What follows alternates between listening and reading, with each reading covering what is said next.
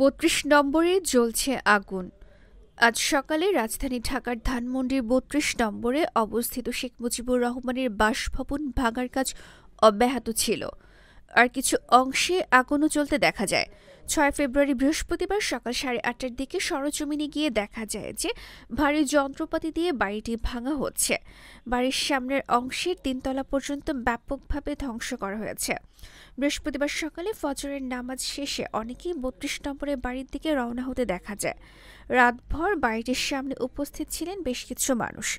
তাদের মতে তারা স্বৈরাচারের কোনো চিহ্ন রাখতে চান না। এ সময় বাড়ির বিভিন্ন অংশ ভাঙা হতে থাকায় সেখানে উপস্থিত লোকজন উল্লাস প্রকাশ করতে দেখা যায়। বাড়ির দেয়ালে লাল কালি দিয়ে লেখা ছিল স্বৈরাচার সাবধান। গতকাল রাতে ভারত পালিয়ে যাওয়া স্বৈরশাসক শেখ হাসিনার বক্তব্য প্রচারের পর বিক্ষুব্ধ ছাত্র জনতা ধানমন্ডি ৩২ নম্বরে ব্যাপক বিক্ষোভ শুরু করে। এক পর্যায়ে সেখানে অগ্নিসংযোগ এবং ভাঙচুরের ঘটনা ঘটে।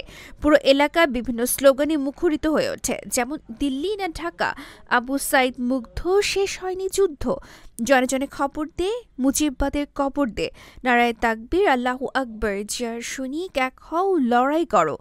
বুধবার বাংলাদেশের ছাত্র জনতার অভ্যুত্থানে শেখ হাসিনা সরকারের পতনের ৬ মাস পূর্ণ হয়। একই দিনে আওয়ামী লীগ ঘোষণা দেয় যে রাত ৯টায় নিষিদ্ধ ঘোষিত ছাত্র সংগঠন ছাত্রলীগের ফেসবুক পেজে ভার্চুয়াল এক অনুষ্ঠানে ভাষণ দেবেন শেখ হাসিনা, যিনি ৫ আগস্ট থেকে ভারতে অবস্থান করছেন। ডেস্ক রিপোর্ট, গণমানুষের আওয়াজ।